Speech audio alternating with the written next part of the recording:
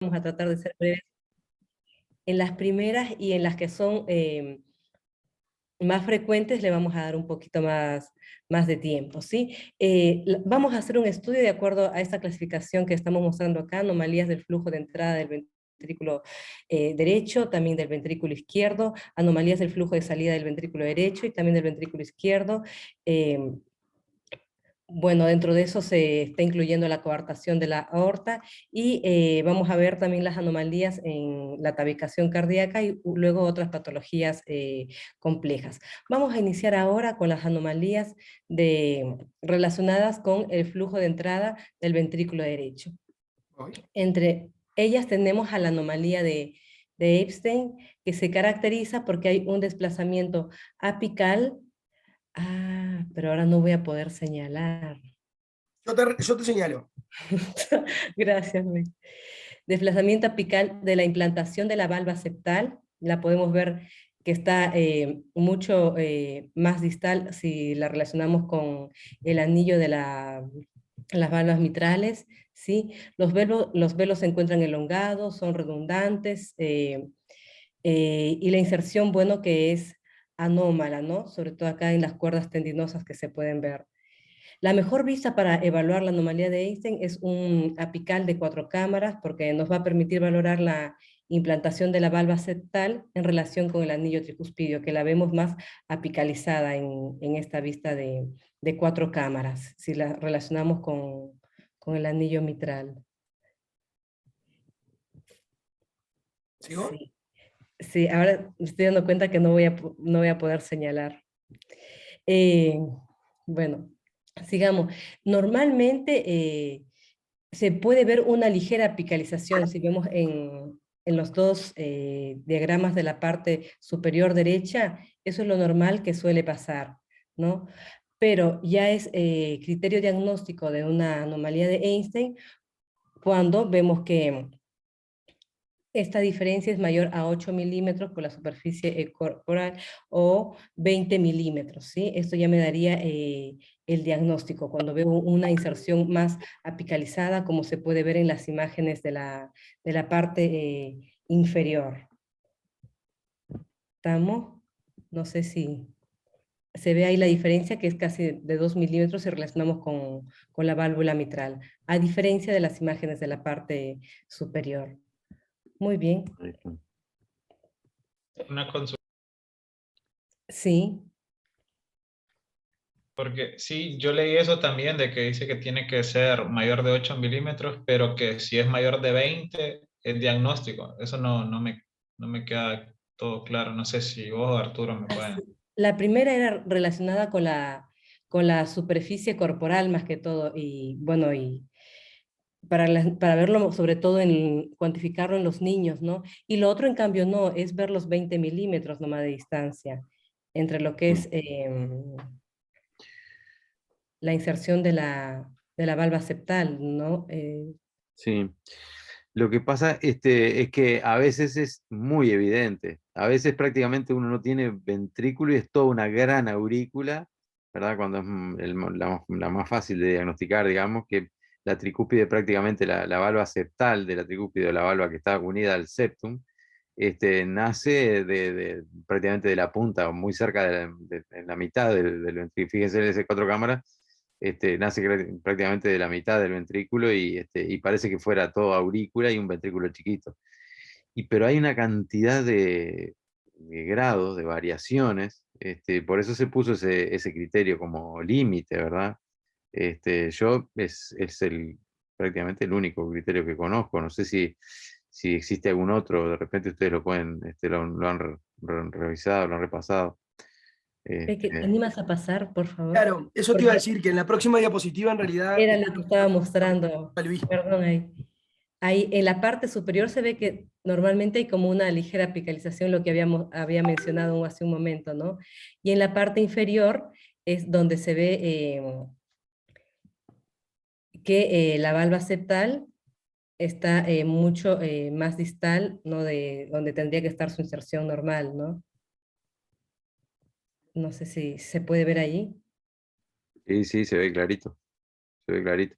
Normalmente vieron que la tricúspide está un poquitito más apicalizada. De hecho, para reconocerla, para reconocer al ventrículo derecho, uno se fija en la posición de la tricúspide en relación a la mitral, como decía el Peque la clase pasada. Sí. Es uno de los criterios para definir el ventrículo derecho que tenga que esté la tricúspide un poquitito más, pero un par de milímetros, un poquito nada más. En este caso es como una exageración, ¿no? ¿Verdad? Es como algo mucho más notorio. Incluso queda un septum interauriculoventricular, por Ahí esa está, exacto, sensación más apical, claro, que claro, comunica aurícula derecha con ventrículo izquierdo. claro. Ujú. Sí. Sí, incluso como que contiene a la base del ventrículo derecho, ¿no? Y allí se puede ver, evaluar con el doble color la presencia de una insuficiencia tricuspidia, que podemos ver en la imagen donde se muestra el color allí. Siguiente. Vamos a pasar ahí.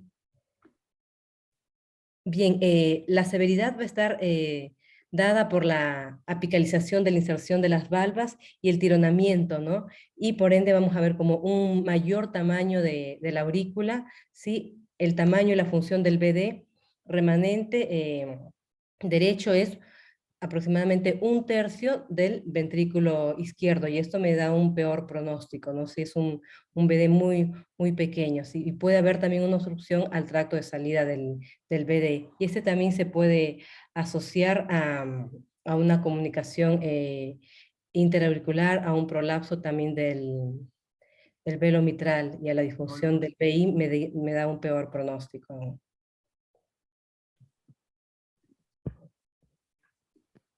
¿Pasó?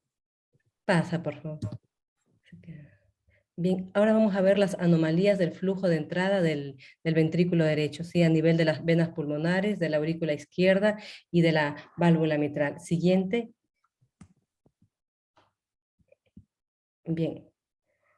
Las estenosis de las venas pulmonares, ¿sí? En estas puede ser aislada, o puede haber hipoplasia, o puede haber una compresión extrínseca, o también puede ser secundario a un proceso de ablación, puede ser por una FA, ¿no?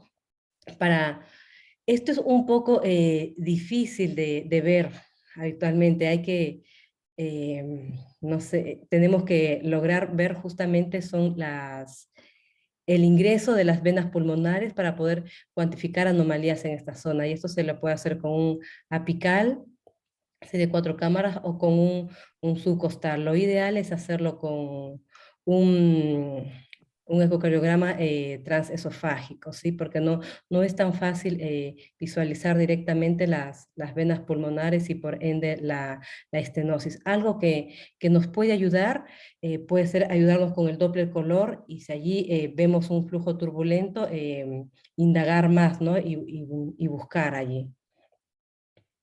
Igual podemos utilizar el doble pulsado para valorar el patrón y la velocidad de flujo en la entrada. ¿Sí? Primero un doble color y luego un Doppler pulsado, ¿no? Para ayudarnos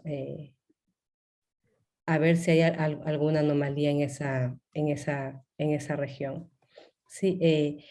En cuanto a las anomalías en la aurícula izquierda, ¿sí? Puede presentarse en 2 localizaciones. Aquí pasamos a la siguiente, Peque. Sí, pueden presentarse en 2 localizaciones.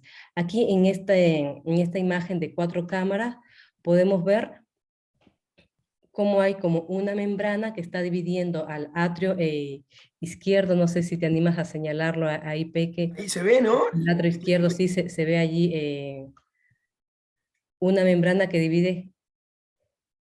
¿Tú tienes el cursor? ¿Se está viendo el cursor? Ah, mirá, No, para que tengo un puntero láser. Ojo conmigo. ¿Ahí? sí, ahí sí. Ahí está, ahí en la aurícula izquierda Esa que estás señalando es la mitral, y más abajo. más Claro, sí, abajo. sí, sí, sí, sí. Ahí, Yo ahí. tendría que, sí, ahí me falló en que... Arturo, vimos Sí. la otra vez, ¿te acordás? Sí, vimos. Vimos en la policlínica un cortriatriatum. Sí, Sí, y esto se denomina el cor triatriatum, exactamente claro, como acaba de mencionar Peque. Sí, claro. bien, y el 4 cámaras nos ayuda a visualizar mucho mejor, porque el haz va a ser perpendicular, sí, a esta membrana, también se puede ver en un paresternal eje largo en un 3 cámaras, no sé si en la parte inferior del lado derecho, se puede ver allí. Se ve, sí. Ahí está. Ahí Sí, está. también, ¿no? Tiene muchas variantes, depende de dónde drenen las venas en relación a la membrana esa, ¿no? En general drenan detrás y la membrana esa está perforada, así como se ve en el color. ¿Vieron que tiene un flujo en color? Exactamente. Ahí, entonces está perforada y permite el flujo, pero si estuviera imperforada sería un problema porque este, mm, el drenaje llega hasta ahí, pero no pasa al ventrículo izquierdo, ¿verdad? Claro, y con el, exacto, sí, y con el Generaría doble color. como una sobrecarga, como una obstrucción al drenaje venoso de determinadas venas, ¿no? No de todas porque es imposible, ahí sería, pero de algunas venas podría llegar a generar una alteración del drenaje venoso. Sí, Retorno. sí, el retorno, exacto. Y Sí, existe lo que es el cor triatriatum sinister, que es este, ¿no? De la izquierda, y el dexter, cuando el cor triatriatum, o cuando la membrana está en la aurícula derecha, ¿verdad? Es más frecuente a izquierda, pero también hay a derecha. Se llama cor triatriatum dexter, de derecha. Este, y lo otro que quería decir antes de las venas, cuando la causa más frecuente de obstrucción de las venas pulmonares es la secundaria ablación. Las otras son más raras, ¿no? claro. En el momento actual, los procesos, digamos, la ablación de la fibrilación auricular es la causa más frecuente de estenosis de las venas pulmonares. Eso. Bien, sí, y como bien estuvo mencionando, doctor, bueno, el Doppler color nos ayuda justo para demostrar un flujo turbulento, ¿no? A través del defecto de la membrana, lo que nos va a permitir localizar la apertura de la membrana, por ende, para que pueda pasar normalmente el flujo, ¿no? Y el gradiente de presión lo evaluamos, bueno, con el Doppler pulsado, ¿no? Y podemos ver si se está generando una verdadera obstrucción al flujo, ¿no? Todo esto en el 4 cámaras, ¿sí? Una cosa, Magdiel, que es Sí, bastante, a veces hay diagnósticos diferenciales. Cuando uno ve una imagen así como esta es clarísima porque ustedes ven que a partir del septum, de la mitad del septum, parte una línea, ¿no? Paralela al anillo mitral, digamos, es muy claro.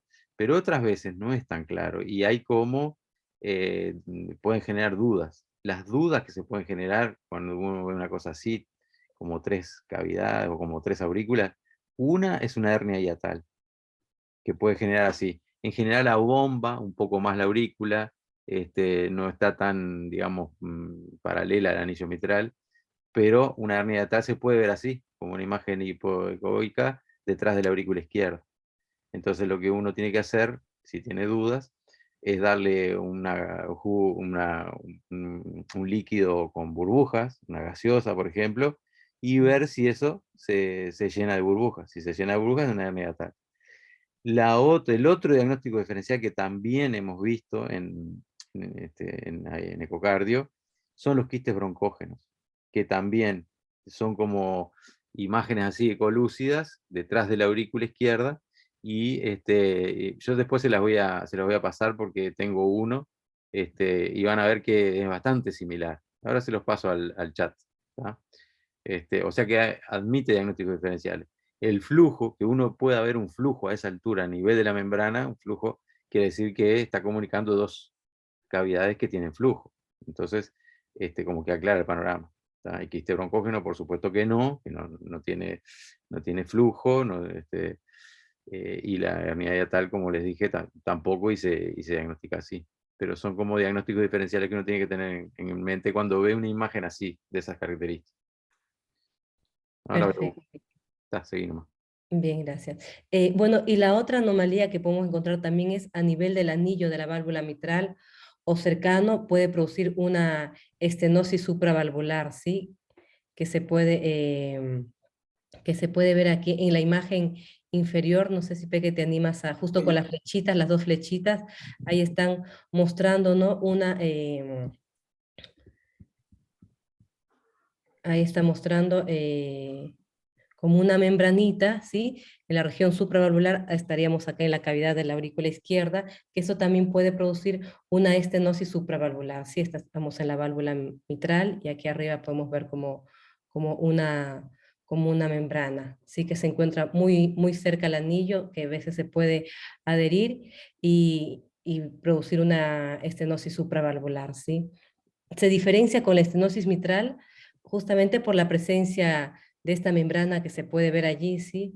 Y vamos a ver una aceleración del flujo valorado por Doppler pulsado a nivel del anillo mitral y no a nivel de los velos. Esto nos ayudaría un poco a diferenciar entre una estenosis propia de una válvula mitral de una supravalvular, ¿sí? Y con el Doppler continuo valoramos la severidad de la obstrucción.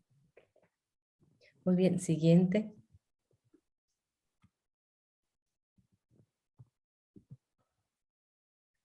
Bien. Una consulta, perdón. Arturo, como en la práctica, ¿cómo hacer diagnóstico? Porque ahí dice sí que le pones al nivel del anillo el pulsado, pero o sea, si ves una línea y te está generando gradiente, Claro. Y lo que tenés que ver es que los velos se abren. Es como la membrana subaórtica. Tenés que mirar la válvula. ¿Qué pasa con los velos? Si los velos se abren y tenés un gradiente y ves una línea en el anillo, ¿no? Es supravalvular. ¿Se entiende? sí, Hay que entiendo. mirar. En la estenosis mitral genuina, digamos, esclerosis mitral, por ejemplo, reumática, los velos, cuando se abren, tienen determinada forma y vos ves que no se pueden abrir bien, ¿no? Hay una fusión comisural que les impide una motilidad adecuada. En este caso, la motilidad de los velos es normal, pero hay algo que está generando gradiente. Claro, Exactamente, sí. gracias. Sí, lo ideal sería ver directamente las membranas, ¿no? Como muestra ahí en la flecha, en las flechas capaz. Bien, la estenosis congénita de la válvula mitral. Esto es mucho menos frecuente, obviamente la más frecuente va a ser la estenosis reumática, ¿sí? Es una de las causas que se puede ver como una válvula en paracaídas, ¿sí? Y esto ocurre porque todas las cuerdas tendinosas se insertan de un solo músculo, papilar, ¿estamos? Allí podemos ver a un solo músculo papilar en la parte superior, para external eje corto, se puede visualizar solamente un solo músculo papilar.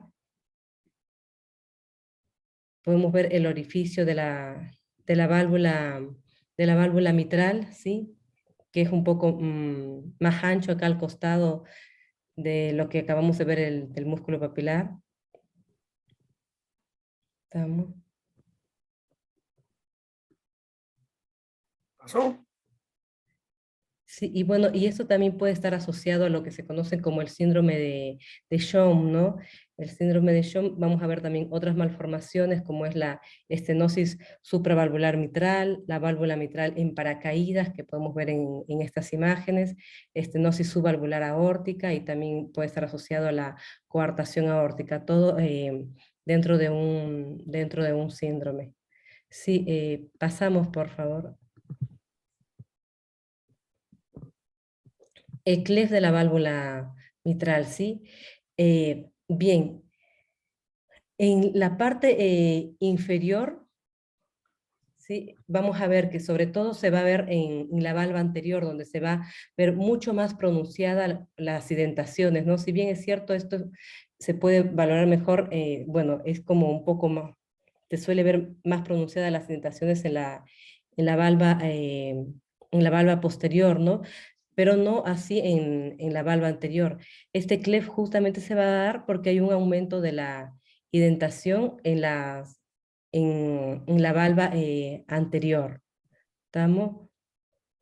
Es decir, va a haber una interrupción en la continuidad del borde de uno de los velos, y bueno, esta valva se va a ver mucho más engrosada, y esto se debe a la alteración en las almohadillas endocárdicas, ¿sí? Y bueno, para que se forme el clef va a ser por una afección en la valva anterior, como lo mencioné, ¿sí? Si vemos el clef en la valva anterior, siempre va a ser eh, patológica, ¿no?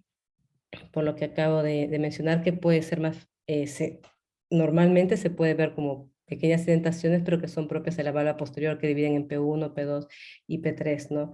Y análogamente tenemos al A1, A2, A3, pero que no se caracteriza justamente porque tenga pronunciadas las indentaciones. El CLEF-C es porque justamente se da una pronunciación en las valvas anteriores, ¿sí? Y bueno, y puede producir una insuficiencia mitral protosistólica. Sí, u holo sistólica, ¿no? En general genera insuficiencias significativas. ¿Qué te iba a decir? No, y lo otro es que se ve asociado, ¿verdad? A veces al síndrome de Down, el CLEF, se ve asociado a Ostium primum, no sé si lo ibas a mencionar, Magdiel, pero se asocia con otras, o puede estar solo, pero si ustedes ven que la válvula no es muy patológica, ¿verdad? No prolapsa, no es reumática, pero que tiene una insuficiencia importante, siempre buscar un CLEF, ¿no? El CLEF se busca en el eje corto, pero que ahí hay un 3D en eje corto que se ve muy bien, pero uno puede buscar por el 2D igual, a nivel del plano de la válvula mitral, y puede determinar por el color si, por dónde pasa el jet, ¿verdad? Si es comisural o hay un cleft, una hendidura ahí. No, lo otro es que hay algunos que dicen que la posterior, hay una discusión en ese aspecto, pero bueno, porque hay gente que dice que para decir cleft tiene que ser solo de la valva anterior. Los otros son indentaciones, pero que no tienen cleft. No sé qué fue lo que le hicieron ustedes, pero hay gente que dice que el cleft tiene que ser solo de la válvula, del velo anterior. Sí, hace recalque que si vemos un CLEF, como lo primero en sospechar es directamente de la valva anterior, ¿no? Es patológico directamente. Bien, avanzamos. Ahora vamos a ver las anomalías del flujo de salida del ventrículo derecho, ¿sí? Y estas pueden ser subvalvular, valvular o supravalvular. Muy bien, siguiente. En cuanto a la estenosis subvalvular, a nivel de vamos a ver una estenosis subvalvular pulmonar. Comúnmente se va a encontrar en la zona infundibular, ¿sí? Puede ser por tejido fibroso o muscular, que refiere que incluso puede llegar a dividir al ventrículo en dos, dice ahí, ¿no? Es menos frecuente que la estenosis de la válvula y puede estar bueno, asociado a otras alteraciones del septum interventricular, ¿sí? A ver, ahí se puede ver como un engrosamiento a nivel subvalvular en este paresternal. Bueno, acá tendríamos un eje corto, ¿no? Un eje corto en la parte superior donde señala la flecha y se puede ver esa zona como hipertrófica que está produciendo una estenosis debajo de la Sí. válvula pulmonar. No sé si... También tenemos otra paciente, tenemos una paciente en el hospital, una mujer bastante de 70 y pico de años, con una historia de Angor, le encontramos una estenosis subvalvular muscular y le hicieron una miectomía hace un par de años, una miectomía del tracto de salida del ventrículo derecho y mejoró, pero no mucho, mejoró un poco, pero siempre sigue con sintomática, pero tenemos una ahí en el hospital, que es Bien, aislada, no tiene otras anomalías, porque después esto puede ser vinculada al falot también, ¿no? Puede ser parte claro. La de la estenosis. tetralogía, seguro. Sí. Mm. Sí, bien, en la imagen que está inferior se puede ver con la ayuda del Doppler color la turbulencia, ¿no? En la zona de la estenosis, ¿sí? Que va a producir un gradiente dinámico.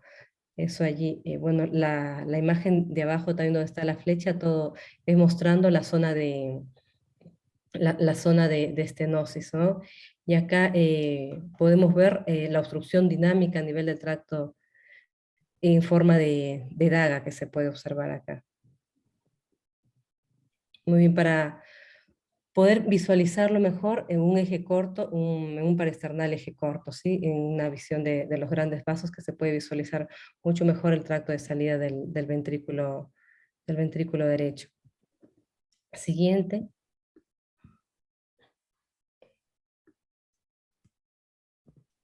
Muy bien, ahora la estenosis de la válvula mitral, sí, esta es una forma más frecuente y se da, bueno, por la fusión de las valvas y la formación incompleta de los rafes, ¿no? Algo similar a lo que pasa en una estenosis de la válvula aórtica, ¿sí? Y puede generar una dilatación postestenótica, una sobrecarga del ventrículo derecho, ¿sí? Y la técnica para valorar, ¿no? La severidad es justamente el Doppler continuo, ¿sí? Y ahí podemos valorar en grado leve, moderado, severo, dependiendo de la velocidad pico y del gradiente pico. Las cúspides van a estar engrosadas, la excursión va a estar disminuida, se puede ver un domo en la sístole, va a haber un aplanamiento del septum interventricular y un ventrículo derecho más hipertrófico, ¿sí?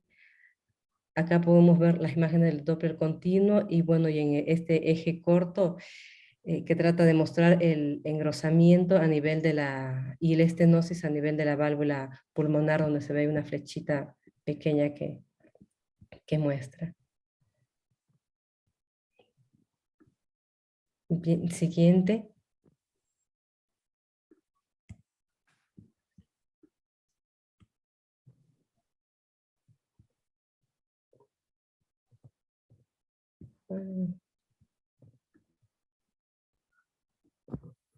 Muy bien, estenosis a nivel de la arteria pulmonar. Esta se puede producir a varios niveles y por distintas etiologías. Puede ser por una membrana suprapulmonar, por una estenosis tubular o por una hipoplasia tubular. ¿Cuándo la sospechamos? Cuando vemos hipertrofia del ventrículo derecho, ¿sí?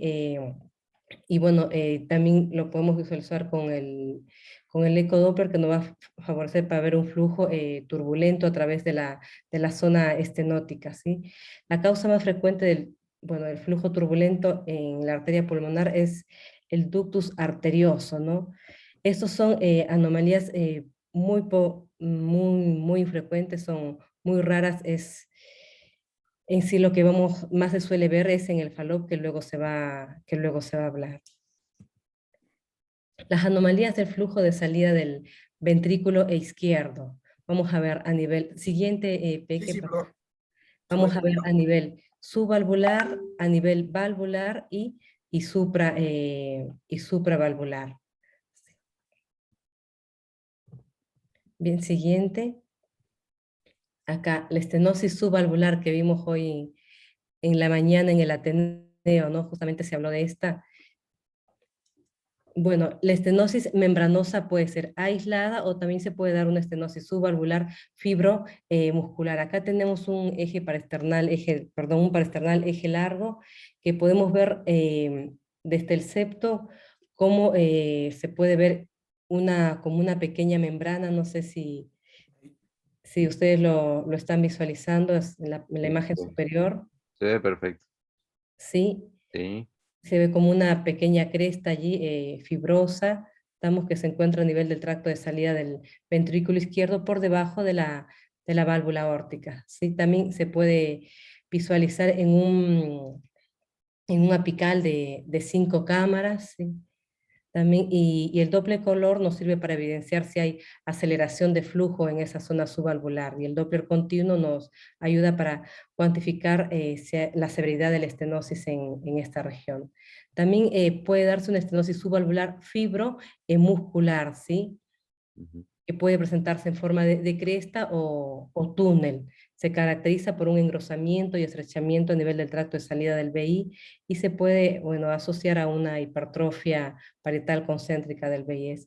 Es bastante raro de encontrar. Sin embargo, hoy en la mañana se presentó el caso, ¿no? Bueno, Sí. que- Sí, la membrana aparece alguna, de vez en cuando. Es raro, pero aparecen, no sé, de repente una por año o dos aparecen membranas subaórticas. sí. Y a tener en cuenta que estas pueden, después de haber sido intervenidas bueno, quirúrgicamente pueden ser recidivantes, así que hay que seguir con un adecuado control, ¿sí? Con estas membranas porque pueden volver a crecer. 55%, es una tasa re alta. Sí, dependiendo de algunas características, ¿no? Yo no me quedé hoy en la revisión, pero dijeron eso, de Sí, 55%, mirá. sí, no, Porque- no fue porque haya estudiado, yo lo escuché hoy y no, lo estoy repitiendo. sí, sí. No, porque yo leí algunas cosas y hay estudios que muestran que hay una recidiva del 12, otros de 40, pero tan alta no, no había Hoy escuchado. dijeron Pero 55 máximo de la atención. en niños de 55 o en adultos. No, en adulto. En adultos, El de hoy era en adulto. mirá. Sí. Mirá. Bien, siguiente. Ahora vamos a ver la estenosis a nivel de la válvula aórtica. Sí, la estenosis puede estar presente ya desde el nacimiento o bien se puede desarrollar durante edades posteriores, ¿no? Bien, pueden ser por alteraciones a nivel del número de válvulas o por la fusión en las cúspides mismas de estas, ¿sí? Para poder observar mejor usamos el paresternal eje corto, ¿sí? Y en diástole podemos valorar mucho mejor lo que es el número de valvas y durante la sístole podemos ver la apertura de la válvula aórtica, ¿no? Acá en la parte derecha se puede ver normalmente cómo se ven las valvas y cómo es su apertura durante la sístole, ¿no?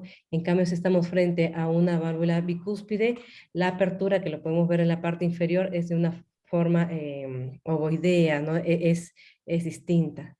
Y la válvula bicúspide justamente se puede encontrar entre el 1 al 2% de la población, es la cardiopatía congénita aislada con más frecuencia que podemos ver, ¿sí? Y recuerden siempre que el diagnóstico de la válvula bicúspide se hace en sístole, no se hace en diástole, porque en diástole pueden parecer tricúspides perfectamente, porque vos no, el RAFE que está funcionado no te das cuenta en diástole, pero en sístole sí, en sístole te tenés que ver fusionado. Sí, exactamente, sí. Y acá en la parte inferior de este cuadro podemos ver la clasificación, sí, de la válvula aórtica bicúspide, sí, la de tipo 1, que es la verdadera porque tiene las dos valvas, solo tiene dos valvas y es la más infrecuente. La tipo 1 es la que justamente tiene un RAFE, por ende va a unir a las valvas, y la más frecuente es aquella que une las válvulas coronarianas, la derecha y la izquierda, que está en cerca del 71%. Luego hay otros subtipos también en esta, como las que une la válvula coronariana derecha con la no coronariana, o la coronariana izquierda con la no coronariana, que es mucho menos frecuente. Y la tipo 2 es ya la que tiene, justamente que podemos ver allí, que tiene dos RAFes, ¿no? Y funcionalmente va a actuar como si fuese una unicúspide, ¿no? Bueno, y como bien mencionó el doctor Pasos, la mejor forma de evaluar si una válvula bicúspide es durante la sístole, porque vamos a ver ahí la forma de la apertura. La B vendría a ser una tipo 1, ¿no? Tipo 1A, ¿no? Me parece. Y la que está debajo de esta, sí, no sé si te animas a señalar a esta. La debajo de esa vendría a ser una tipo 1B, ¿no? Y la que está al último vendría a ser una tipo 1C, ¿no? Por ahí para ver la forma y las características de la apertura de la válvula para poder identificar mejor en qué tipo estamos. Y recordar que las estenosis aórticas, la válvula bicúspide, cuando tengamos esto, buscar siempre una coartación aórtica, ¿no? Entre las anomalías que habría que buscar. Bien, No, siguiente. no, lo otro, ¿vas a hablar de otra? Sí, o sea, iba a mostrar unas imágenes de una unicúspide y también de una Ah, que tenía 4 valvas. No no. sé. No, está bien. No, digo que uno cuando empieza el estudio ecocardiográfico empieza con el parasternal eje largo, ¿no? Entonces, cuando vas a mirar la válvula aórtica, el mejor para el diagnóstico es el eje corto, pero al mirar el eje largo vos ya te vas dando cuenta cómo abre y cómo cierra la válvula, ¿verdad? Si tiene domo, si no tiene domo. La válvula que hace domo es la que tiene un rafe anterior y otro, no la de tipo 0, digamos, sino en la tipo 1 tiene domo habitualmente, porque tiene un rafe anterior y otro posterior. Entonces, cuando vos la ves en el eje largo, hacen domo. Eso por un lado. Y lo otro, si cierra, si el punto de coaptación es equidistante de la pared de la aorta. Si no es equidistante, normalmente una válvula aórtica normal, el punto de coaptación, de cierre, es equidistante de la pared. En el caso de las bicúspides, muchas veces no es equidistante, está más cerca de una pared que la otra. Eso ya te pone en la pista para sospechar. Bien, bien, gracias. Siguiente. Sí. Bueno, y formas, Deja sí, ahí. ahí está, y formas mucho más raras, ¿no? Que tendremos a la válvula aórtica unicúspide, que puede ser acomisural, como se muestra ahí en el dibujo en la A, o unicomisural, ¿no? Y podemos ver en las imágenes superiores las dos que están a la derecha, una que vendría a ser la acomisural, la del centro, y la unicomisural, la que está en el extremo derecho, ¿no? Y en el paresternal eje largo podemos ver como un abombamiento sistólico de la válvula aórtica. Y en la parte inferior, que esto es con un transesofágico, sí, podemos ver una válvula cuadricúspide, ¿no? Que son mucho más raras. Ahí se puede ver un eje peristernal, eje corto, como se ven las cuatro valvas, ¿sí? En la imagen inferior, la que está en el centro. No sé si te animas con el puntero o con láser. Bueno, ahí está. Bien, siguiente. Bien, las estenosis supravalvular aórtica es la forma menos frecuente. Podemos ver acá en tres tipos, como se ven en las imágenes del lado derecho superior. Unas que hay como un engrosamiento fibromuscular que va a producir un estrechamiento y va a darle la forma como de un reloj de arena. Otra, la del centro, que se presenta como una membrana fibrosa, aislada, en una aorta de un tamaño normal. Y la tercera del lado derecho, ¿sí?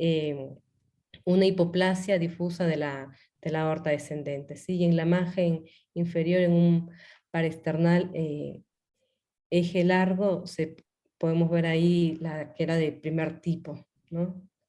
La del tipo de reloj de arena, ¿sí? Estas son, de entre estas que hay, la más frecuente es la tipo 1, ¿no? Pero en general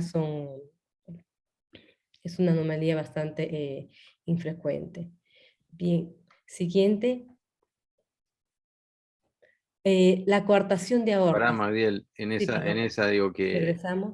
lo otro que ayuda en esa, es que se dan determinados pacientes, ¿no? No sé si eso lo vas a destacar. Que son pacientes con alteraciones genéticas. Hay un síndrome, ¿no? No es el síndrome de Williams, que tiene la cara de duendecito, las orejas, hay todo un fenotipo facial ¿no? de ese tipo de estenosis supravalvulares. Es muy, muy característica. Eso revísenlo, yo no me acuerdo bien ahora, pero hay todo Hoy un... se habló un poco ahí en el. mm, creo que se llama síndrome de Williams y tiene un defecto cromosómico que no me acuerdo bien cuál es, pero que se asocia muy fuertemente cuando a de estenosis supravalvulares aórticas. Eso. Ah, bien. Bien, otra anomalía que vamos a ver en lo que es el flujo de salida del ventrículo izquierdo es la coartación de aorta, que esta sí es un poco más frecuente, o sea, entre el 5 al 8% en los recién nacidos, ¿sí? Y esta se caracteriza porque hay un estrechamiento de la aorta descendente que está cercano al ductus, y bueno, esto va a ser secundario a un engrosamiento de la capa media de la aorta, ¿no? Al haber este estrechamiento va a favorecer a que haya un aumento de la presión y del flujo antes de la zona de coartación, por ende va a dar una sobrecarga del ventrículo izquierdo y que puede favorecer a una hipertrofia del ventrículo izquierdo. Posterior o distal al estrechamiento va a haber una disminución del flujo, ¿sí? La intervención de esto va a depender del grado de severidad de la estenosis, ¿no? Si este es muy severo, en un recién nacido se va a presentar como un cuadro de una insuficiencia cardíaca que por ende va a tener que ser intervenido.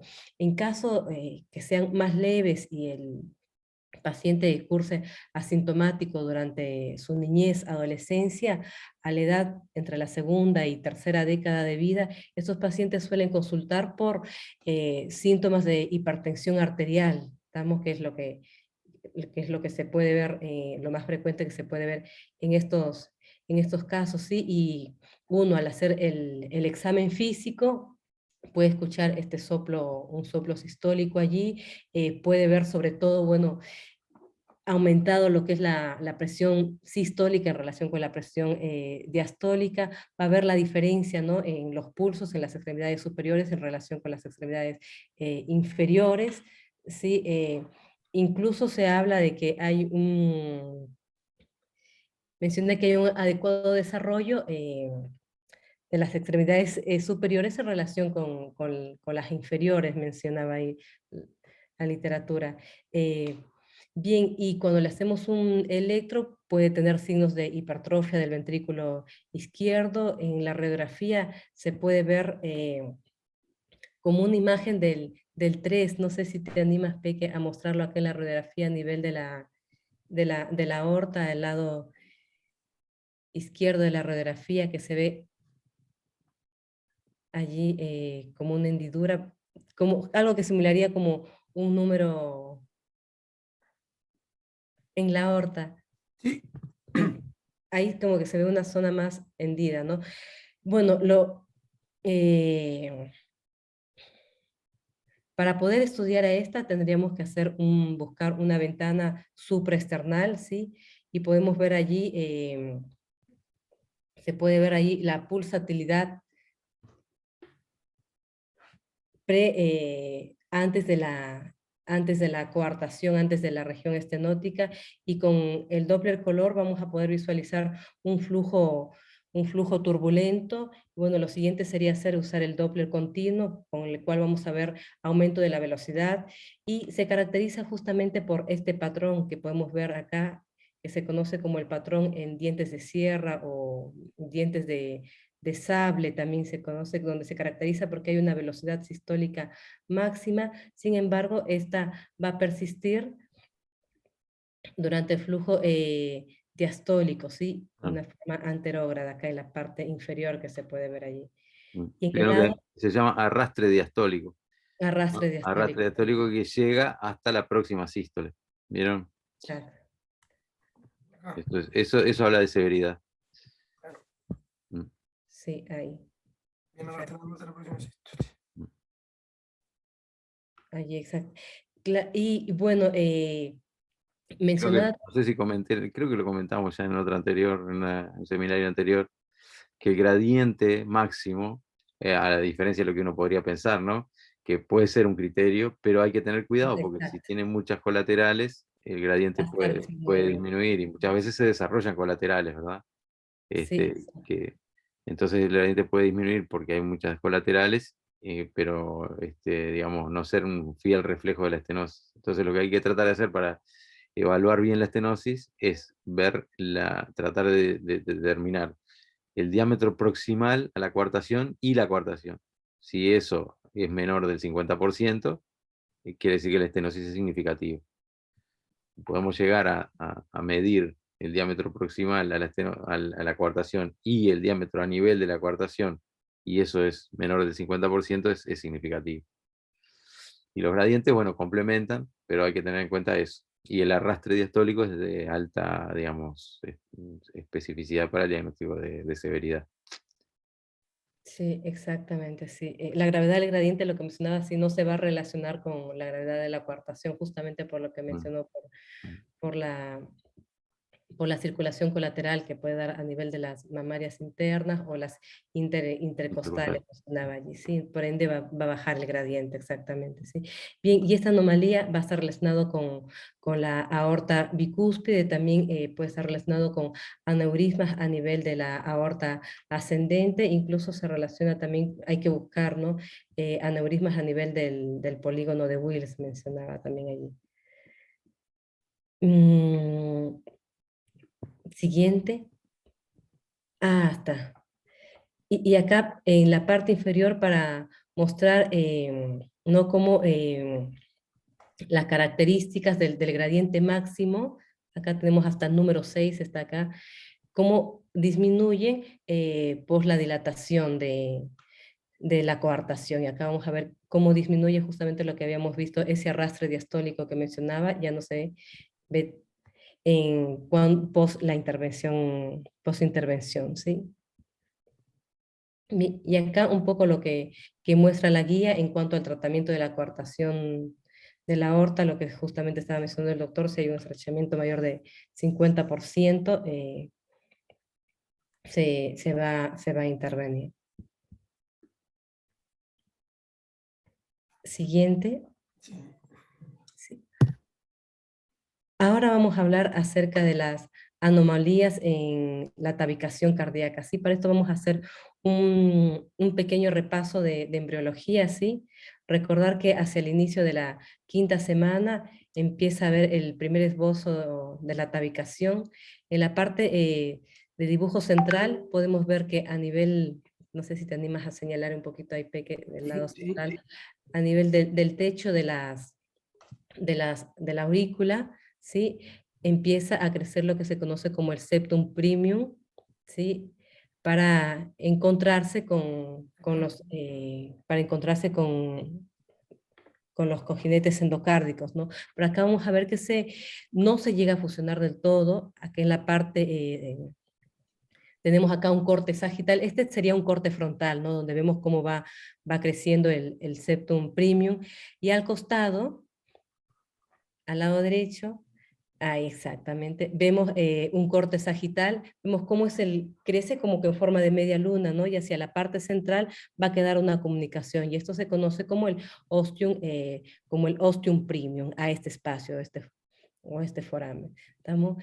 Este va a ir creciendo el septum premium, y hacia la región más alta podemos ver acá unos orificios que señala que empieza a haber una apoptosis para formarse un segundo foramen, un segundo ostium, que me va a formar luego lo que se conoce como el ostium secundum, y el ostium premium se va a llegar a cerrar del todo, y también gracias a los cojinetes endocárdicos, ¿sí? Posteriormente a esto, del lado derecho, ¿sí? A nivel del lado derecho, vamos a ver que empieza a ser otro tabique, ¿sí? Otro tabique que se conoce como el septum secundum, ¿no? Este va a crecer, va a pasar lo que vendría a ser el borde inferior del ostium secundum, ¿sí? Pero, sin embargo, va a favorecer a que haya una circulación desde el lado derecho hasta el lado izquierdo, que es lo que se conoce en la circulación fetal, ¿no? Justamente porque no va directamente hacia los pulmones, sino todo tiene que ir hacia el lado izquierdo para luego ir a la circulación sistémica. Ahí con esta flechita se puede ver, ahí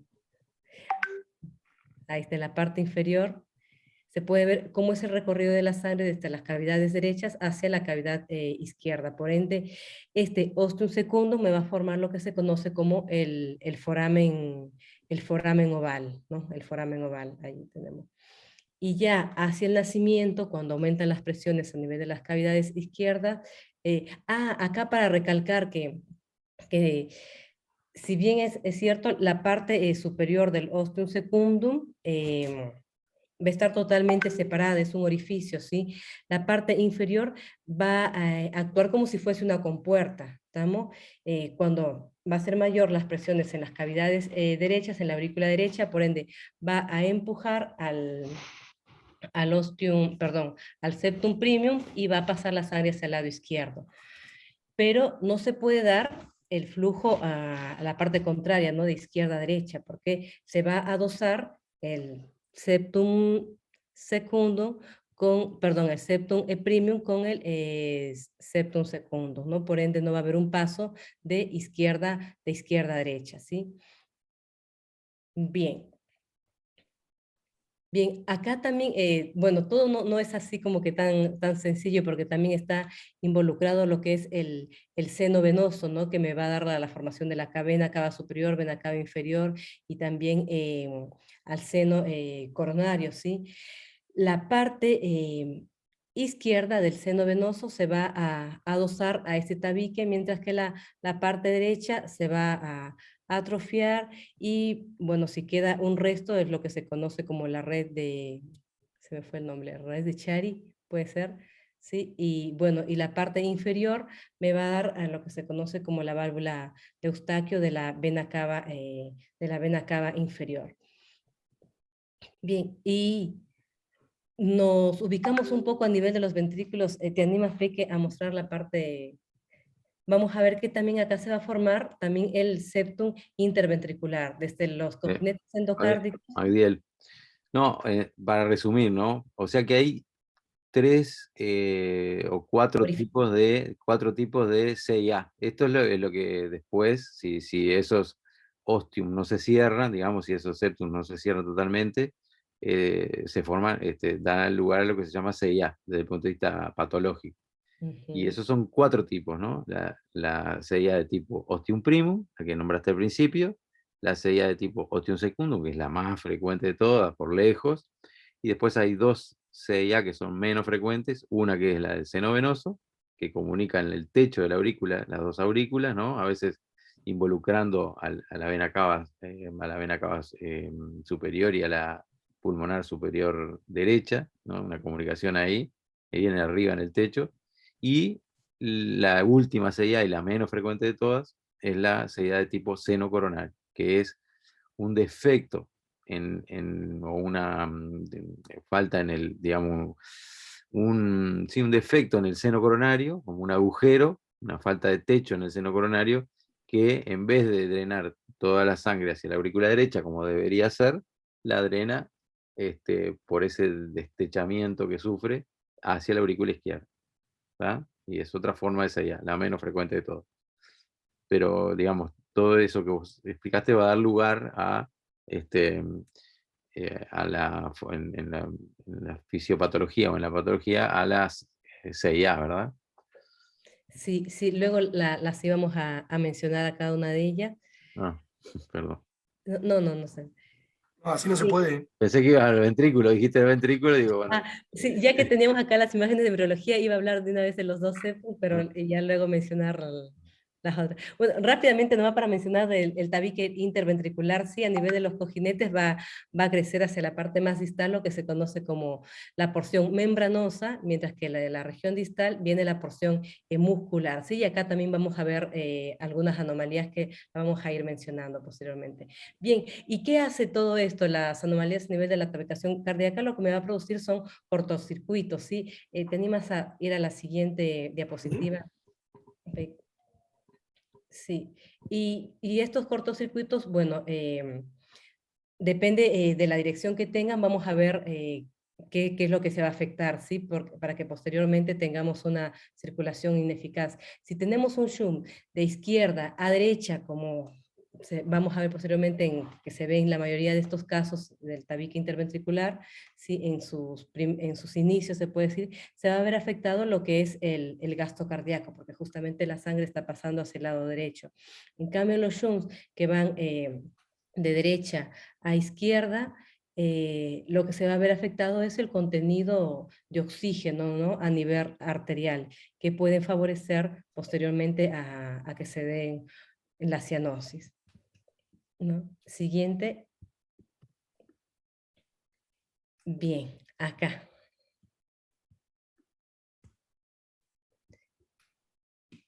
Bien, también algo que hay que tener en cuenta en estos cortocircuitos es el cociente de flujo pulmonar, del flujo pulmonar y el flujo sistémico. Para medir este cociente vamos a tener en cuenta, acá vemos la fórmula, así que es el área de sección del, transversal, vamos a medir tanto del tracto de salida del ventrículo derecho como del ventrículo izquierdo. ¿Estamos? Cada uno de ellos se va a multiplicar por la integral de velocidad-tiempo de estos tractos de salida, y eso lo vamos a dividir, ¿estamos? Y ahí vamos a tener el cociente QPQS. Bien, la área de sección transversal del ventrículo derecho, ¿dónde lo medimos? Lo vamos a hacer en el eje parasternal, eje corto, ahí podemos ver las flechitas que va a estar a nivel de las bases de las valvas de la arteria pulmonar, es allí donde vamos a hacer una medición, ¿sí?, de ambos lados internos, ¿estamos? Que se puede ver también acá como unos puntos, acá medio punteado, ¿sí? ¿Sí? Tomamos de allí una medida, ¿estamos? Y esta área la tenemos que dividir entre 2 para que me dé el radio, ¿sí? Porque el área viene a ser igual a pi por el radio al cuadrado. Entonces, acá vamos a reemplazar hacia el lado derecho, exacto, donde dice diámetro, reemplazaríamos lo que es la medición del tracto de salida, en este caso del ventrículo derecho. Cuando hablamos del ventrículo, cuando queremos ver la medición del tracto del ventrículo izquierdo, que eso ya también lo vimos en clases anteriores, ¿no? Nos ubicamos en un eje parasternal, para un parasternal eje largo, ¿sí? Y vamos a medir, ¿sí?, justo ahí debajo de las valvas de la aorta, ¿sí? Cuando esta está en sístole, ¿estamos? Y bueno, esa medición lo tendríamos que reemplazar en la fórmula que vemos acá, ¿no? Al final va a ser el 0.78 por el diámetro al cuadrado. De esa forma podemos tener el área de sección transversal. Vamos. Bien, y para obtener la integral velocidad-tiempo, vamos a ver la siguiente diapositiva, P, que te animas a mostrar. Muy bien. Vamos a ubicar allí, bueno, el lado izquierdo nos muestra para medir a nivel del tracto de salida del ventrículo derecho, en un eje parasternal, eje corto, con la ayuda del Doppler pulsado, vamos a situar el volumen que queremos medir, el cursor a nivel del tracto de salida del ventrículo derecho, ¿sí? Bien, ahí vamos a tirar un Doppler pulsado y vamos a medir, ¿sí? Vamos a medir, como muestra acá en la parte inferior, la medida que se hace, y ahí vamos a tener lo que se conoce como la integral velocidad-tiempo, el BTI que nosotros conocemos. Algo similar hacemos en el tracto de salida del ventrículo izquierdo. Para eso en un 5 cámaras, en un apical 5 cámaras, igualmente voy a colocar paralelamente, ¿sí?, el tracto de salida, voy a colocar ahí el cursor y voy a tener la medida del BTI en esa zona, ¿sí? Y luego este valor lo reemplazo en la fórmula que vimos previamente, ¿estamos? Y vamos a tener así el cociente de flujo pulmonar y de flujo sistémico. Damos esta relación. Los valores normales es que tiene que ser idénticos, ¿sí?, 1 a 1, ¿sí? Si ya hay comunicación derecha-izquierda, vamos a ver que este es menor a 1. Si la comunicación es pequeña, de izquierda a derecha, esta va a estar entre 1 y 1.5. Si la comunicación es moderada, de izquierda a derecha, va a estar entre 1.5 y 2. Si ya la comunicación es grande, nos habla de un QPQS mayor a 2, ¿sí? Se considera ya como un circuito significativo de izquierda a derecha cuando el flujo pulmonar, el cociente de flujo pulmonar, el flujo sistémico es mayor a 1.5. Y bueno, esto también tiene que ir acompañado de la existencia de otras anomalías que pueden pasar, como son la dilatación de las cámaras derechas. Bien. Esto de acá nos va a ayudar para valorar lo que viene a ser la comunicación, tanto interauricular como ventricular, y también del conducto arterioso arterial permeable, ¿sí? Que son los causantes de los cortocircuitos. Bien, acá tenemos la comunicación interauricular, que viene a ser el hallazgo en la anomalía congénita en el adulto más frecuente, cerca al 40%, y como bien lo mencionó el doctor Paso, se puede encontrar en 4 lugares, ¿sí? El ostium secundum, que es lo más frecuente, el 80%, estamos que justamente se caracteriza porque no hubo un adecuado crecimiento del septum secundum, ¿no? Por ende, va el orificio va a conectar y va a permitir un flujo entre las cavidades izquierdas y las cavidades derechas. Muy bien, ahí se está señalando lo que es el ostium secundum, que es lo más frecuente. Lo segundo en frecuencia es el ostium premium, que es un 15%, mayormente va a estar relacionado también con otras anomalías, con anomalías a nivel del tabique interventricular, porque para que haya un adecuado cierre del ostium premium, también tiene que haber un adecuado desarrollo de los cojinetes endocárdicos, ¿sí? Y los menos frecuentes son los defectos del seno venoso, ¿sí? Que se puede ver a nivel de la vena cava superior y de la vena cava inferior, y mucho más infrecuente es el defecto a nivel del seno coronario, ¿sí? Esta es la cauropatía congénita acianótica más frecuente, ¿sí? En la edad adulta, y se va justo a caracterizar por síntomas que puede ser por palpitaciones o que el paciente tenga poca tolerancia a lo que es el ejercicio, ¿sí? La disnea, ¿sí? En casos sean mucho más graves, se suele intervenir a edades tempranas, ¿sí? Muy bien.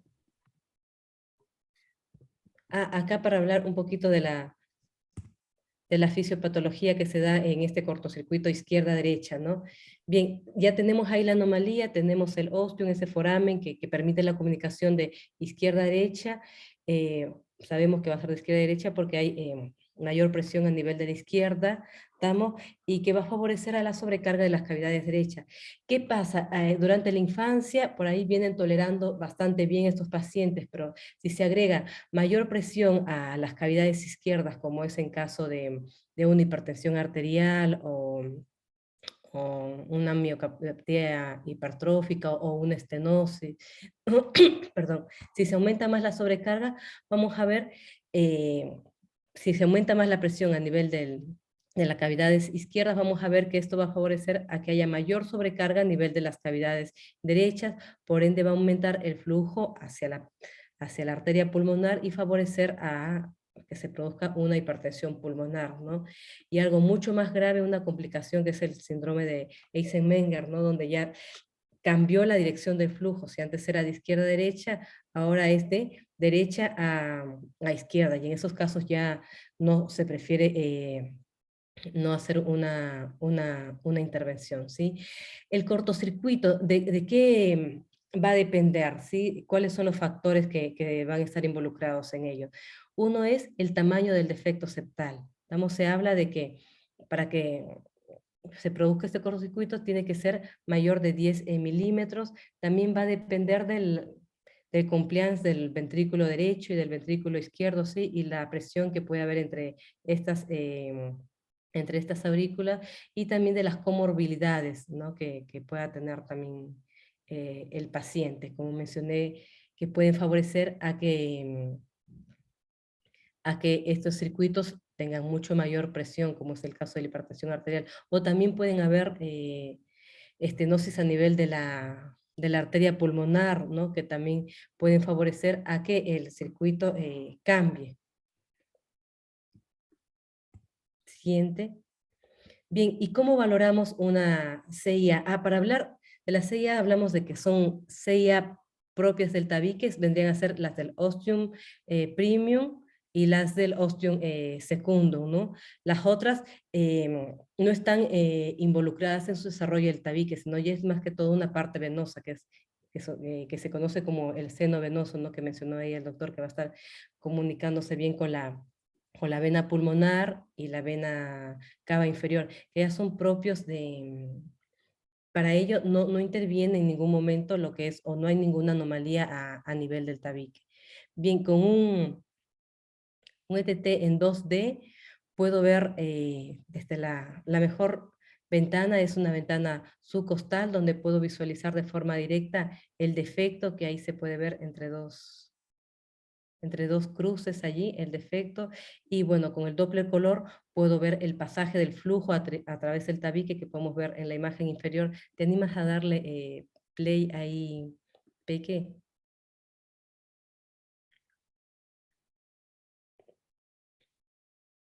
Se puede ver ahí el flujo, sí, y con el Doppler pulsado puede ver el pasaje y la dirección del flujo a través del tabique. ¿Sí? Bueno, y como signos indirectos, por ejemplo, justo nos llegó un paciente, ¿no? La otra vez que venía para valorarse como un preoperatorio y llamó la atención que tenía las cavidades, un preoperatorio de una cirugía de revascularización miocárdica, ¿no? Y vimos que tenía las cavidades derechas dilatadas, ¿no? Cuando vemos cavidades derechas dilatadas, sobre todo en personas jóvenes, lo que tenemos que buscar rápidamente es que una CIA, ¿no? Una comunicación interauricular. ¿Estamos? Otro signo indirecto, bueno, la sobrecarga que vamos a ver en la siguiente imagen. ¿Te animas a pasar la siguiente imagen? Ahí está. Bien, la sobrecarga del ventrículo derecho. Ahí podemos ver cómo provoca un aplanamiento del tabique durante la sístole, que se puede ver ahí con las flechitas. Es durante la diástole, María. Perdón, durante la diástole. Durante la diástole, cómo se provoca un aplanamiento ahí donde está la flechita encima de acá, lo dice ahí arriba, ¿no? Y en las dos imágenes superiores podemos ver dilatación de las cavidades derechas que nos tendrían que hacer sospechar, ¿no? O buscar una CIA. ¿Sí?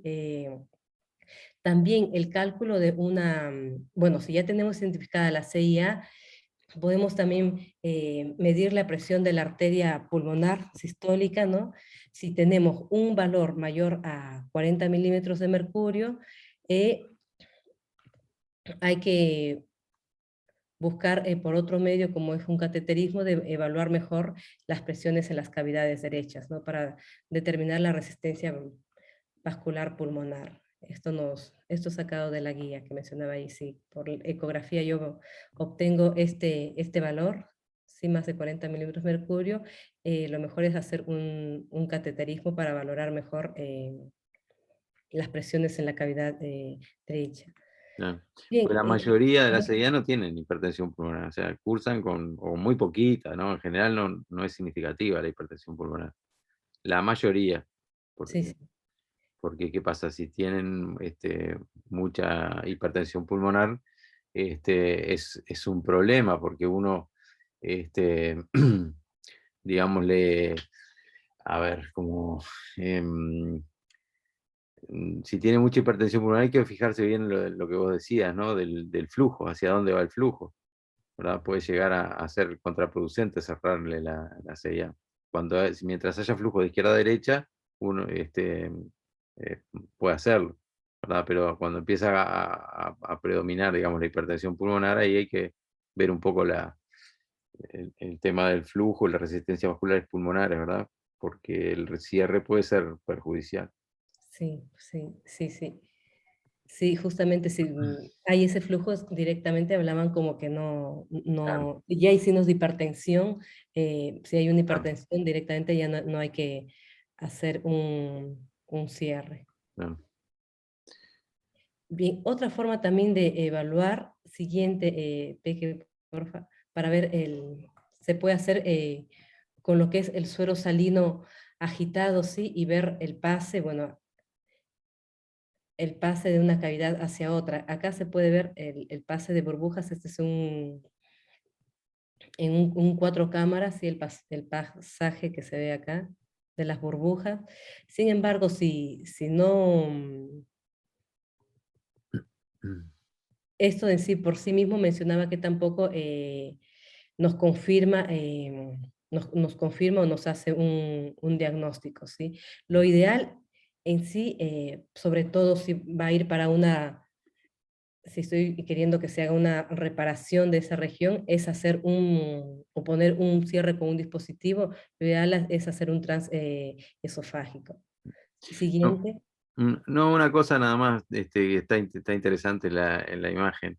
La primera de las imágenes, de abajo la A, donde está la flechita, ¿vieron que está negro? Que está el tabique, hay una zona muy ecogénica, blanca, y negro acá, donde está la flecha, y ahí adentro de la aurícula derecha está negrito. Eso le llaman contraste ecográfico negativo. ¿Qué significa? Que el flujo está sin burbujas yendo de izquierda a derecha, porque donde hay burbujas, que es del lado derecho, vieron que hay menos. ¿Se Ujú. entiende lo que digo? Eso se ¿Cómo? llama, eso se llama contraste ecográfico negativo. O sea, en este caso hay flujo bidireccional, porque también ven del lado izquierdo, ¿verdad? Pero en este, se entiende eso, ¿no? O sea que el flujo Sí, es bidireccional. O por lo menos de derecha a izquierda, sin duda que hay flujo, porque hay muchas burbujas al lado izquierdo. Y la única manera en que los primeros latidos pasen burbujas es por un shunt. Pero la imagen está de la A que les muestro, hay una zona que es a nivel del tabique sobre el lado derecho. No sé si la podés señalar, Peque. sí, sí, sí, sí, Parate sí. arriba de ella, arriba de la flecha, de la punta de la flecha. Esa zona que es más negrita es porque está entrando flujo desde la izquierda hacia la derecha con menos burbujas, y por eso desplazan a las burbujas. Las zonas de menos burbujas desplazan a las burbujas, y por eso uno puede asumir digamos, deducir que hay Ah, claro, flujo de sí. izquierda a derecha. ¿Se entiende? Sí, sí, se entiende, sí. Ah, Es como un agujero negro en donde es están las como un agujero burbujas. negro, se llama contraste ecográfico negativo. Claro. ¿Los Ah. primeros cuántos latidos es lo de pasaje En los burbuja? primeros 5, en general los primeros 5 uno habla de que el shunt es intracardíaco. Si aparece después de los 5 latidos, puede haber shunt extracardíaco, ¿tá? Que a veces también se ve. En casos de cirrosis hepática, donde hay comunicaciones venosas entre las circulaciones, este, eh, puede haber en otro tipo de comunicaciones extracardíacas, digamos. Pero habitualmente es pasados los 5 o 6 latidos. Y lo otro es mirar por dónde, ¿no? Si uno puede identificar y saber por dónde están pasando, también ayuda. Porque en un caso ustedes los ven pasar a nivel del tabique, por la CIA, y en el otro caso la ven llegar por alguna de las venas pulmonares. Si hay comunicación extra cardíaca, el shunt en el tabique lo pueden ver llegar por las venas pulmonares.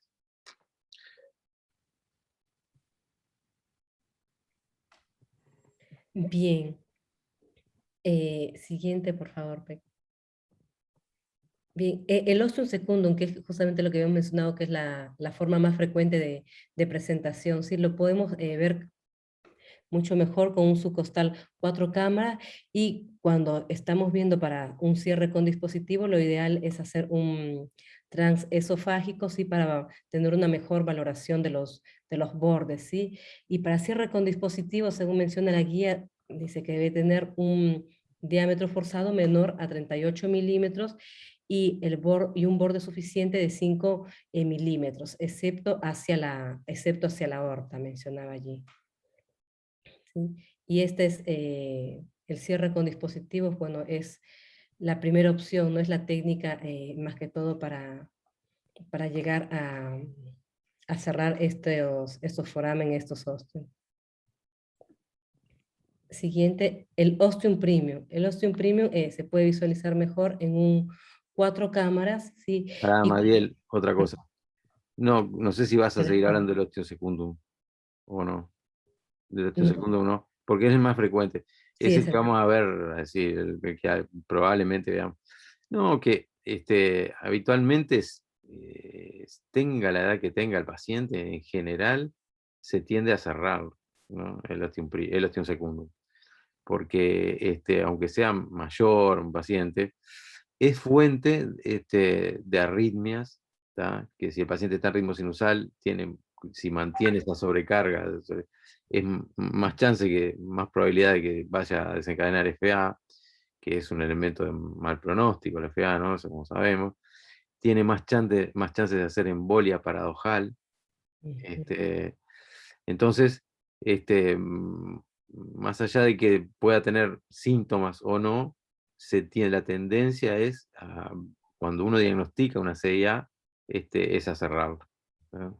Por el procedimiento que sea, por supuesto que 80 años, frágil, hay situaciones, ¿no? Imposible de poner un dispositivo, hay que pensarlo 2 veces antes de operarlo, o sea, de abrirle el pecho, pero en general se tiende a corregir la CIA, ¿no? Esa sobrecarga permanente también, también es deleteria, ¿no? Esa sobrecarga para las cavidades derechas. Sí, sí, sí. Mm. Sí, exacto. Bien, y la forma más frecuente de hacerlo es, bueno, con un dispositivo, ¿no? Esto que hemos mencionado ahí. Bien, y el Ostium Premium que mencioné, bueno, se puede valorar mejor en un apical 4 cámaras, ¿sí? Y cualquier tejido que veamos por encima, ¿no? De las válvulas auriculoventriculares, me descartaría el diagnóstico. ¿Estamos? Acá podemos ver que no hay ningún tipo de tejido por sobre, se podría decir a nivel de los cojinetes endocárdicos o a nivel de las válvulas auriculoventriculares, no hay ningún tejido. Esto me habla entonces de un ostium premium, a diferencia que en el ostium secundum sí veríamos o el defecto se ve más cerca al techo de las aurículas, ¿no? Acá en la imagen inferior también el defecto que no se ve nada por sobre las válvulas auriculoventriculares, ¿sí? Y el diagnóstico es más que todo en la niñez y bueno, y se asocia a otras malformaciones, ¿sí? Sobre todo del tabique interventricular. Y en cuestión al tratamiento, este es el algoritmo que nos da la guía, ¿sí? El tratamiento de la comunicación intraauricular, si hay sobrecargas de volumen, como bien mencionó el doctor, que bueno, todos en la gran mayoría van a ir para un cierre, ¿no? de esta anomalía, de esta comunicación intraauricular. Y acá, bueno, nos muestra algo de todo ello, ¿no? Si hay sobrecarga del volumen derecho, bueno, dice sí, valoro si hay hipertensión arterial pulmonar, veo si hay compromiso del BI, si hay sospecha de una embolia paradojal. Bueno, en general, la gran mayoría van para cierre, excepto en quien se vea que hay una hipertensión arterial pulmonar, ¿sí? Y tengamos una resistencia vascular pulmonar, que sea mayor a 5 unidades Watt. En ellos sí no se va a hacer el cierre. En el resto sí. En el resto sí. Incluso se puede llegar a hacer un cierre fenestrado también, pero en la gran mayoría, como bien se mencionó, se tiende a solucionar el defecto. Y bien, y después, ¿qué hacemos con estos pacientes con el seguimiento?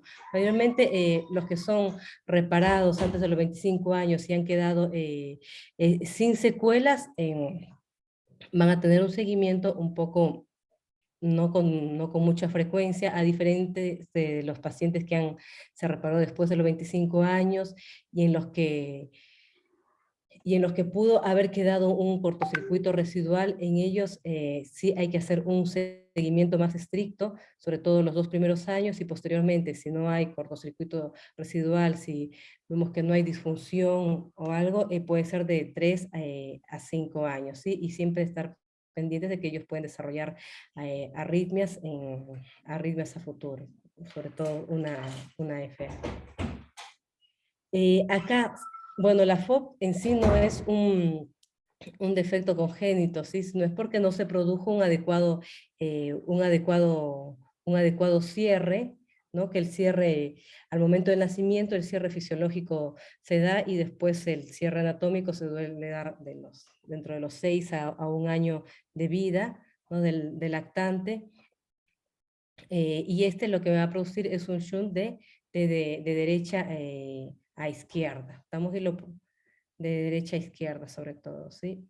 Pero esto no se considera como una cardiopatía congénita. Sin embargo, tiene que ser tratado en casos de que se sospeche de una embolia paradojal y todo ello. Bien, siguiente. Alteraciones a nivel del... Siguiente. Alteraciones a nivel del septo, vamos a correr un poquito, alteraciones a nivel del septo interventricular. Como bien mencionamos, el septo interventricular tiene dos porciones, ¿no? Una membranosa y una muscular. ¿Sí? La membranosa es la más pequeña, la que... Pará, Magdiel, pará. Sí, Una perdón. cosa. No, lo que podemos hacer es parar acá y hacemos otra. ¿Me parece? Hacemos, no hay problema. Porque, mira, ya quedan poquitos. O sea, y capaz que esto también está interesante. Y no sé qué les parece. Yo vos sabés que estaba, porque Sí, perdón, Laura. estoy de guardia en el CEN y le Sí, pedí a mi compañera que me cubriera una hora más y ahora sí, me está cubriendo un rato más, pero me dijo que se tiene que ir. seguro. Y le Sí, iba a decir, yo perdón, digo hacer otra. Si tenemos, podemos hacerlo. tenemos tiempo. Sí, tenemos Sí, tiempo ahora sí, la próxima la completamos. ¿Está? ¿Parece? la tercera la vencida. Seguro, seguro, hacemos así. Sí, porque es Bueno, verdad que está re interesante, sí, yo la verdad no. Bueno, seguro. Hacemos Bueno, así. Paramos por acá y arrancamos con alteraciones del septum interventricular. La sí, próxima. nos quedamos. Vamos, bien, nos quedamos en el... ahí Bien, está. gracias. Perdón, che, Bueno, perdón, yo que bueno. No, estoy disculpen que apurando. se pasó la hora No, allí. no, lo que pasa es que son temas largos, ¿viste? Son temas que llevan su tiempo y aparte como no los vemos todos los días y eso está bueno repasarlo, me parece. Me parece que vale la pena. La próxima vez, Luis, que preguntes 2 o 3 veces durante un teórico, se te termina, te aviso. Bueno, nos vemos Bueno, el jueves que viene, que es Jueves que viene. Vos el que no podía era el 10, Arturo, ¿no? el día no puedo. Bueno, es el previo al 10, me parece.